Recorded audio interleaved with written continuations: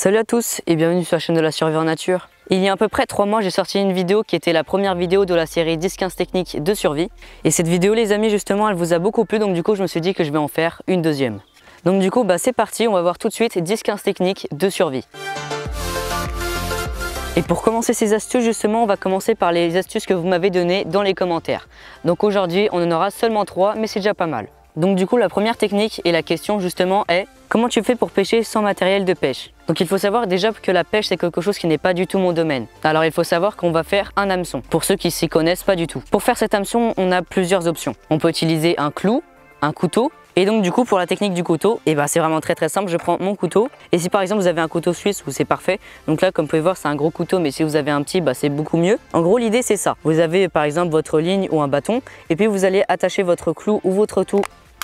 Et puis vous allez attacher votre clou ou votre couteau comme ceci pour que tout simplement ça fasse comme un hameçon. Donc voilà, vous l'aurez compris, tout ce qui va nous permettre de faire une pointe va nous permettre de faire un hameçon. Donc voilà les amis, là on a vu la première astuce et maintenant on va voir la deuxième astuce qui est d'ailleurs une personne que je connais et on avait déjà parlé ensemble. Donc c'est parti, on va lire ta question si tu vois la vidéo. Salut, c'est Théo, celui qui t'avait conseillé pour le kit de survie. Pour les techniques, je me suis dit que dans ton dernier kit, il y avait un préservatif. Alors pourquoi pas faire une technique avec? Fais un feu avec un préservatif, le principe est le même qu'avec une loupe. Alors oui c'est vrai, j'avais déjà vu tout simplement ce principe et j'avais tout simplement jamais réfléchi à ça, donc du coup ça m'a permis de réfléchir sur la question et justement je vais y répondre tout de suite. Donc voilà, donc du coup le dernier kit de survie que je vous avais présenté c'est celui-ci. Donc c'est un kit de survie qui m'a été envoyé par Limites Équipement et justement dans le kit et d'ailleurs dans plusieurs kits de l'Apocalypse on a tout simplement un préservatif. Il faut savoir qu'avec une capote on peut faire vraiment beaucoup de choses. Je vous invite à aller regarder la vidéo de P1, donc vous allez tout simplement aller regarder P1 sur internet et puis il a sorti une vidéo récemment sur tout simplement les utilisations qu'on peut avoir avec ça. Donc voilà, il faut savoir qu'on peut faire beaucoup de choses, notamment on peut faire un feu. Alors vous allez dire, un feu avec une capote? Non. Le principe est vraiment très simple, c'est de faire une loupe. Donc en fait vous avez déjà vu ça, vous prenez une loupe et vous reflétez ça sur le feu et ça va vous permettre tout simplement de faire une grande chaleur pour allumer le feu. Et donc du coup là on va faire exactement la même chose, on va remplir la capote d'eau et puis ensuite on va essayer de refléter les rayons du soleil sur tout simplement notre amadou pour le faire brûler. Et maintenant les amis, on est forcément obligé de passer sur une technique feu. Cette technique feu m'a été posée par One Star. Super vidéo, petite technique. Si tu n'as pas d'amadou chez toi et que tu pars en expédition, tu pourrais créer quelque chose qui va être aussi inflammable, même plus, en mélangeant de la vaseline, une crème que l'on peut trouver en pharmacie et du coton. Alors la technique parle d'elle-même, comme vous avez pu l'entendre. Il suffit prendre de la vaseline, il me semble que c'est un mélangé de pétrole. On trouve cela souvent en pharmacie et tout simplement en le mélangeant avec du coton, ça va produire quelque chose qui est très inflammable. Cette chose qui est très inflammable, vous avez juste à produire des étincelles pour tout simplement le faire prendre feu. Et donc voilà les amis, maintenant on a terminé avec toutes les questions qui m'ont été posées et puis maintenant on va passer tout simplement aux réponses que j'ai trouvées moi. Donc du coup on va commencer tout de suite avec la technique numéro 4 du coup. Cette technique consiste à utiliser peu de combustible pour faire son feu. Alors cette technique je l'avais fait dans mon dernier bivouac, je ne sais pas si vous l'avez vu mais ça s'affiche juste ici. Et en fait ça consiste à faire un feu en étoile. Ce feu en étoile c'est vraiment très simple. Vous allez prendre des bûches que vous allez mettre un par exemple ici, un en face, enfin bref vous allez faire une croix. Vous allez faire une croix et puis le feu va être au milieu. Si vous voulez arrêter votre feu, vous avez juste à écarter les bûches. Et si tout simplement vous avez besoin de tout simplement faire un plus grand feu, vous avez juste à rapprocher les bûches et tout simplement ça va faire une plus grande flamme. Donc je ne sais pas si vous avez très bien compris, si vous n'avez pas compris c'est dans les commentaires. Et puis sinon l'image parle d'elle-même. Maintenant une technique qui peut paraître assez basique mais qui est vraiment très important. Avant de partir en survie, il faut toujours tester son matériel, que ce soit pour la survie ou même pour la caméra. Tout simplement par exemple si je ne sais pas comment marche ma caméra, ça sera dramatique parce que je ne saurai pas comment filmer. Et bien c'est exactement la même chose en survie. Il faut toujours savoir comment utiliser son matériel, comment il marche, s'il est fiable, quelles sont ses limites, enfin bref il va falloir tout savoir sur son matériel. Je pense que vous aurez compris pourquoi. Pareil, une technique qui est vraiment très importante en survie et cela est dans tous les milieux. Quand vous êtes en survie ou même dans d'autres cas, réfléchissez toujours avant d'agir. C'est vraiment très important car ça va vous permettre de limiter les erreurs, d'être plus fluide donc du coup moins s'épuiser et vous prendrez moins de risques pour vous. Pareil, je pense que vous aurez compris pourquoi. C'est logique, imaginons que je saute d'un ravin et puis je peux pas remonter, là c'est la galère alors que si j'aurais réfléchi avant, je saurais qu'il fallait pas sauter dans le ravin et donc du coup je suis coincé maintenant. Mais dis donc Jamie, comment fait-on pour savoir combien de temps il reste avant que le soleil se couche? Eh bien en fait c'est vraiment très simple. Je vous l'ai déjà montré dans une dernière vidéo, mais je pense qu'il est vraiment très bien de le rappeler. Alors si vous voyez ma tête en noir, c'est normal tout simplement parce que vous avez besoin de regarder le soleil. C'est vraiment très simple. On va prendre ses doigts et puis chaque doigt correspond à 15 minutes.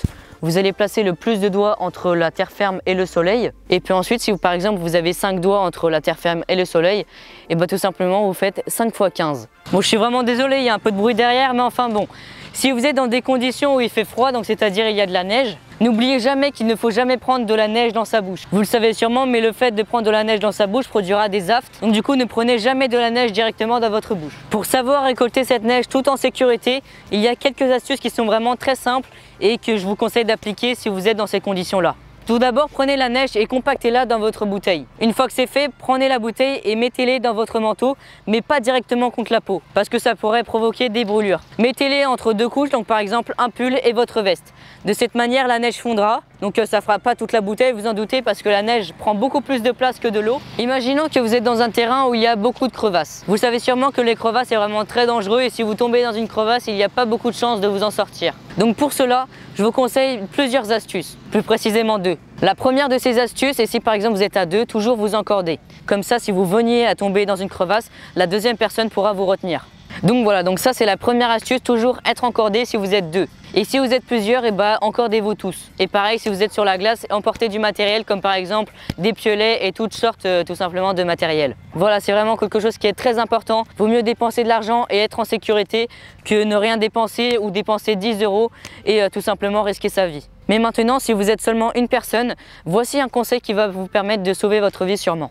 Donc pareil, on imagine qu'il y a des crevasses et que vous avez une corde et sûrement un sac. La technique est vraiment très simple, très rapide à mettre en place. Il suffit de prendre une corde, de s'attacher avec la corde et puis ensuite il va falloir créer en quelque sorte un personnage. Une masse qui va vous permettre de vous retenir au cas où vous veniez à tomber dans une crevasse. Cette masse, c'est votre sac. Et oui, ça paraît un peu bizarre, mais c'est sûrement votre sac qui vous sauvera la vie. La technique est simple. Vous allez prendre votre sac, l'attacher à une corde et votre sac, vous allez l'attacher à vous. Vous aurez compris, il y aura le sac, vous serez relié avec le sac à l'aide d'une corde. Et puis si vous veniez à tomber dans une crevasse, le sac va s'enfoncer dans la neige, il va faire en sorte que vous tombiez pas plus bas.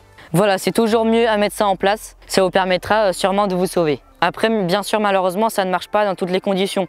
Ça marche seulement, par exemple, s'il y a de la neige, tout simplement parce qu'il faut que le sac s'enfonce dans la paroi ou dans la neige pour tout simplement vous retenir. Alors que si c'est de la glace, le sac aura du mal à s'enfoncer dans la glace, vous l'aurez compris. Maintenant, les amis, pour cette 10e astuce, et je ne me trompe pas, on va apprendre à transformer de l'eau de mer en eau potable. La technique est vraiment très simple et je vous l'ai déjà montré dans mon bivouac où je dormais sur une île. Voilà, c'est vraiment très simple. Vous allez prendre de l'eau de mer que vous allez porter à ébullition. Vous allez mettre un couvercle au-dessus de cette eau de mer et tout simplement la condensation va venir se former sur ce couvercle et l'eau qui sera sur ce couvercle sera potable. Tout simplement parce que vous l'aurez compris, le sel va rester dans le couvercle, là où vous faites bouillir votre eau si vous préférez, et toute la condensation va être stockée sur le couvercle. Petite astuce que je vais appeler l'espoir. On imagine que vous êtes sur une île par exemple, bon après je vous le souhaite pas. Il va toujours falloir faire quelque chose tout simplement pour se motiver. Par exemple, fixez-vous des objectifs. Il y a vraiment plein de choses à faire. Après justement, peut-être qu'on fera une vidéo spécialement dessus. Et puis justement, il va falloir se signaler, par exemple en faisant un grand SOS sur la plage. Enfin bref, il va toujours falloir faire quelque chose pour se motiver.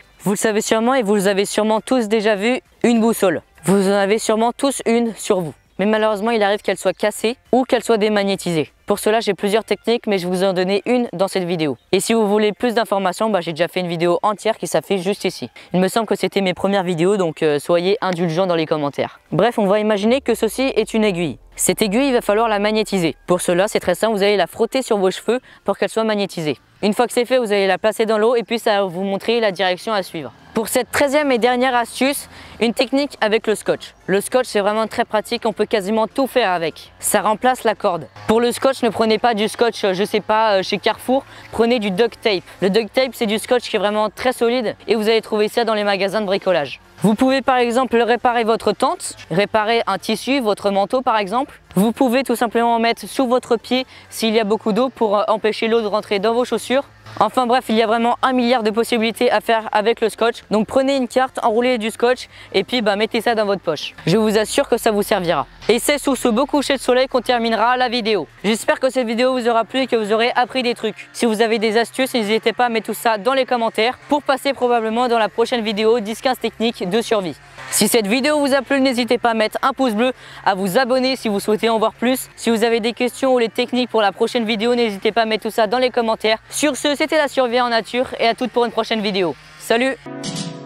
Aurélien, 17 ans, est fan de la photo.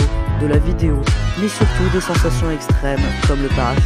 Aujourd'hui, pour Aurélien, c'est un jour comme les autres, juste un petit saut en parachute comme chaque matin. Mais contrairement à ce qu'il pense, ce saut va bien lui coûter la vie. Ou presque.